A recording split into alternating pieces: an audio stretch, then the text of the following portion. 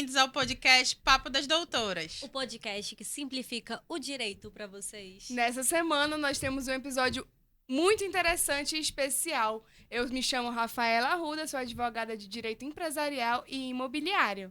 Eu me chamo Nicole Marques e sou advogada previdenciarista e mestranda em Psicologia Jurídica e Forense. Eu me chamo Hanna Garcia e sou advogada da área civil e do consumidor. Então, gente, passado esse período de carnaval, eu fiquei assustada com os dados dos crimes, né? Como aumentou a margem de criminalidade nesse período. O que Com aconteceu? toda certeza, né? Carnaval ainda, pessoal bêbado, pessoal... Nem vou nem falar, né? Pra não gerar cancelamento. Gente, como o pessoal tava pro crime, literalmente. O que acontece? Eu não sei, eu acho que um assunto interessante a se adentrar aqui, como somos 3 mulheres, são os crimes de importunação sexual, né? Então, crimes contra a dignidade sexual, principalmente contra a mulher, são muito comuns no carnaval. Principalmente nesses bloquinhos da vida, festas de carnaval, pessoal bêbado, aumenta os ânimos, etc. Então, Nicole, já que tu é da área, vamos contar pra gente aí. O pessoal que tá em casa não sabe. O que seria esse crime de importunação sexual? O que é isso? Então, muita gente confunde a importunação sexual com assédio. O que é o assédio? O assédio, primeiro, só acontece quando tem um certo grau de hierarquia entre as partes. Normalmente, quando alguém é funcionário de alguém, etc. E aí comete... Aquele caso da empresa, né, amiga? Exatamente. Aí acontece uma situação de assédio, quando alguém dá em cima de alguém, tenta se aproveitar de alguém, etc.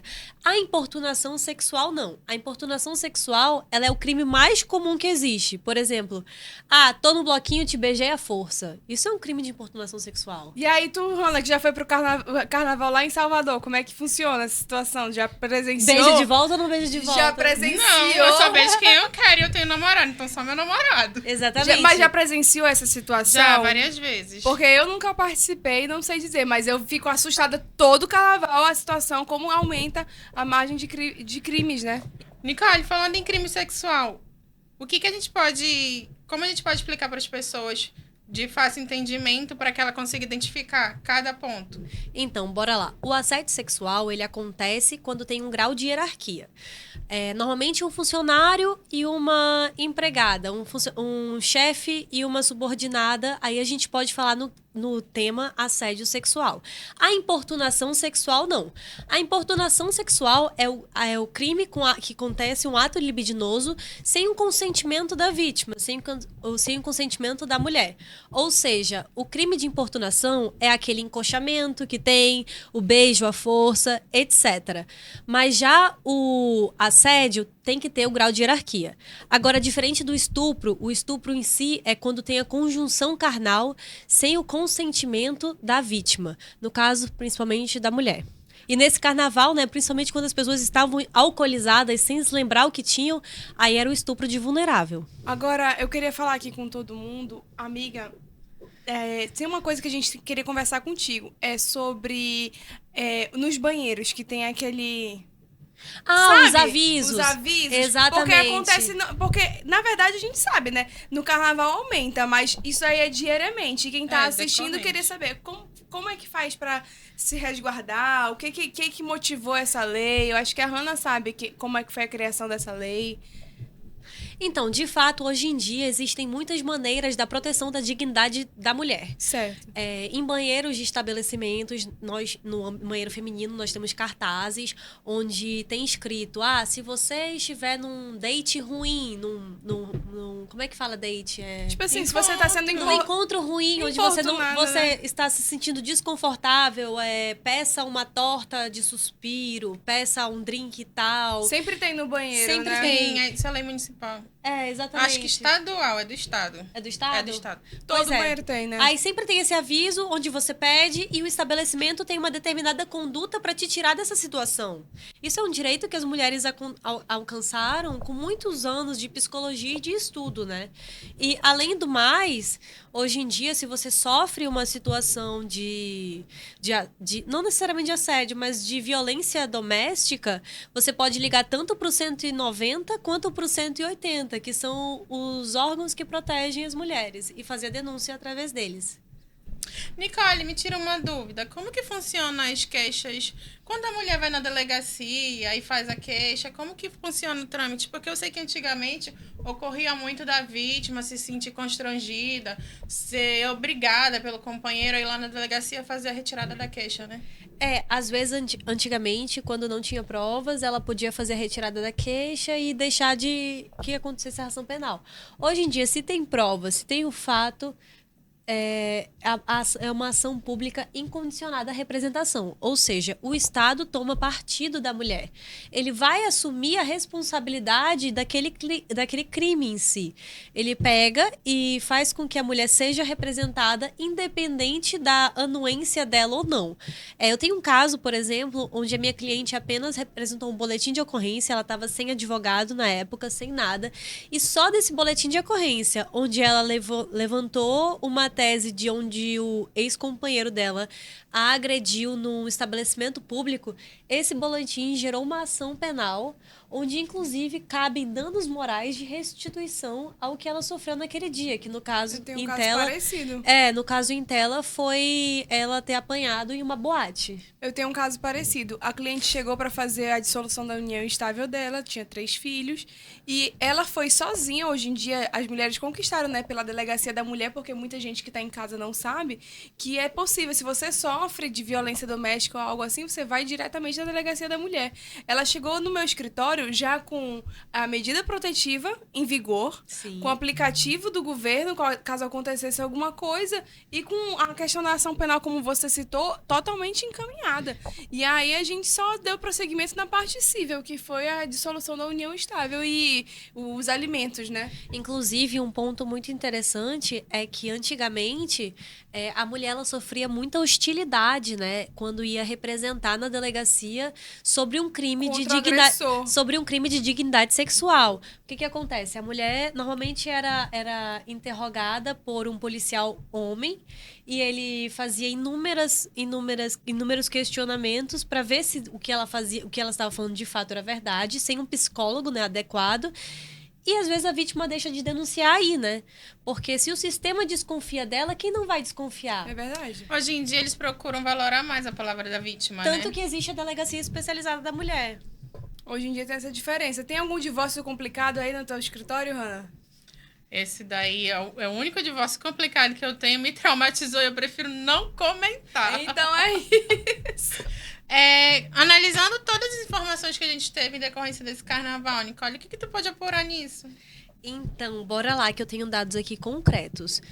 Registros de estupro aumentaram em 50% nos dias de carnaval. E em 21 de fevereiro, essa notícia, né, de 2023, os dados dos 2 últimos carnavais pré-pandemia também apontam proporção de autores desconhecidos da vítima e vítima alcoolizada, né, na comparação com o restante do ano. O que acontece?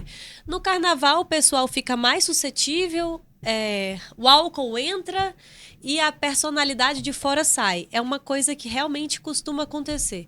Normalmente as pessoas elas pegam escusas na bebida alcoólica pelos crimes que elas cometem. Sim. Estupro, importunação sexual podem ser... não estava dentro de mim. Podem ser né? justificadas pelo consumo alcoólico. Isso é uma excludente de ilicitude. Uhum. Mas o que muita gente também não sabe, que é um dado completamente comprovado, que eu aprendi no meu mestrado, é que é um estudo, inclusive, novo, né?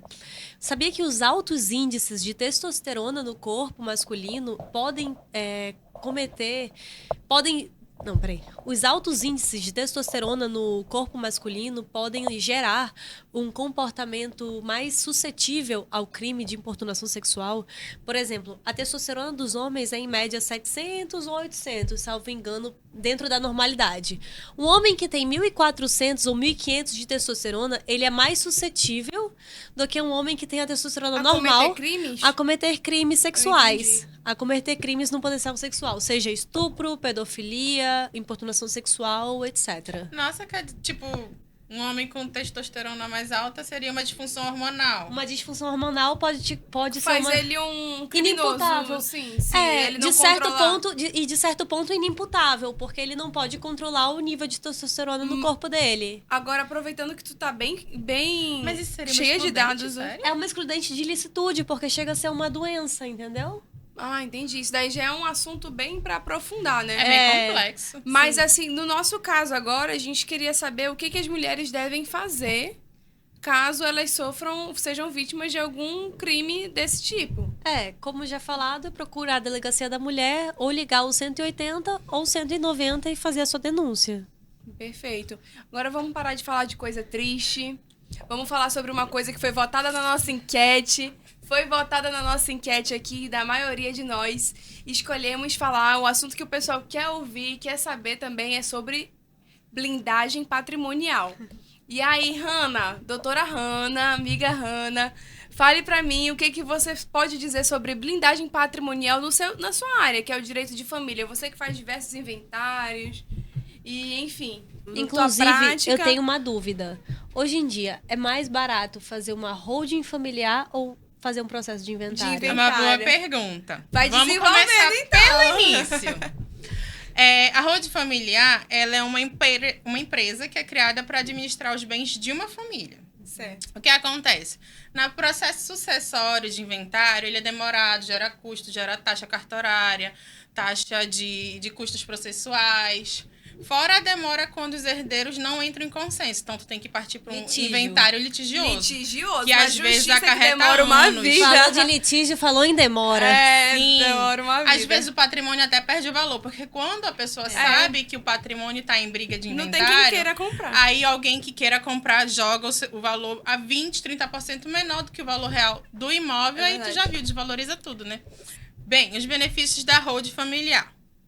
Além de tirar toda aquela dor de cabeça do inventário, que a gente pode fazer tanto... Não pagar o ITCMD, né? Isso, tem economia de impostos, porque aí você vai pagar os impostos como sendo uma empresa. Eu acho e não bom... uma pessoa física. No inventário familiar, litigioso ou não, tu tem custa cartorária. Se for judicial, tem as custas do processo, tem a custa do advogado, tem as custas de transferência, tem várias custas. Na holding familiar, tu só paga o advogado, ele resolve tudo e acabou, né? Sim, porque ele cria a holding, joga tudo para a empresa e a linha sucessória e teu herdeiro já herda aquele patrimônio. É importante sem ressaltar, fazer todo esse trâmite. Isso mesmo, é importante Rafaela, tu corta as pessoas no meio, Rafaela. Desculpa, mas é porque... Não, tu fez isso nas minhas falas também. Rafaela. Não, amiga, tá de boa. Desculpa, não. Voltando ao assunto, porque a Rafa é faladeira. Rafaela calada agora. Então, a holding familiar, ela faz com que a pessoa tenha menos custos. Ela pode pensar, eu vou gastar 20, 30 mil para um advogado montar uma holding para mim. Só que lá na frente, se você for fazer a somatória... Você paga 100 mil no advogado no final do inventário, se duvidar. Fora as custas processuais, os impostos para o governo. É exorbitante a diferença e a valoração que a holding traz para o teu patrimônio. Bem mais benéfico, né, amiga? Sim. No caso dessa estrutura da holding, como é que funciona? Nela, como é uma holding familiar, você coloca você e seus herdeiros, né? Pronto. E a linha sucessória só continua. Você não precisa abrir processo de inventário, nem ter maiores dores de cabeça. Só anexa. Aí a pessoa automaticamente já sucede. Porque no caso já tá no nome dos herdeiros, né? Aquele patrimônio. Muito bom. E ainda tem a questão de que a holding familiar assegura seus bens, né? Eles não podem ser... Ai, amiga, ajuda. Eles não podem ser... Penhorados? Penhorados. Mas se você fizer a cláusula contratual... A cláusula contratual... De boa-fé e tudo mais, né? E tem que ser antes da dívida, ainda tem esse detalhe. Sim, claro. Tem que ser feita de boa-fé. Na hora que você vai fazer o seu contrato social, você coloca lá a cláusula de blindagem, que a gente chama, né? Que é a impenhorabilidade, que é, enfim... Que é essa questão. Porque caso venha a dever... Aqueles bens que estão dentro da holding, eles não vão ser alcançados naquela dívida. Eles não vão ser penhorados, se for feito de boa fé, né? Tem muitos julgados a favor disso. E... Ainda tem um detalhezinho. Você que quer passar a perna na linha de sucessão não consegue na holding. Você não consegue tirar um herdeiro necessário, viu? Já tem julgados que proíbem da pessoa tentar tirar um herdeiro necessário por conta da holding e achar que ele não vai conseguir herdar nada. Ele herda sim, até porque no Brasil só tem duas opções que a pessoa não herda. Quando ela é deserdada... Não, é quando ela mata os pais. É meio traumatizante. Meio traumatizante. Sabe o que a gente queria te perguntar? É a respeito do inventário que tu faz extrajudicial, judicial. E por que a hold seria mais rápida? O inventário extrajudicial, ele é um inventário em que todos os herdeiros têm que ter têm que estar com consentimento. Eu vou precisar retirar certidão de testamento para ver se a pessoa não tem testamento, certidão de imóvel, certidão negativa de débito na Receita, de débito trabalhista, de débito no município, para ver se não tem IPTU nem nada atrasado. Ou seja, é um trâmite e um custo que demora um pouquinho, por mais que seja no cartório. Sim. No judiciário, dependendo da forma com que for feita, demora mais ainda tem os custos da justiça. Então, a hold ela é muito melhor nessa situação porque a pessoa já está na linha sucessória e o patrimônio também já é incluído como dela.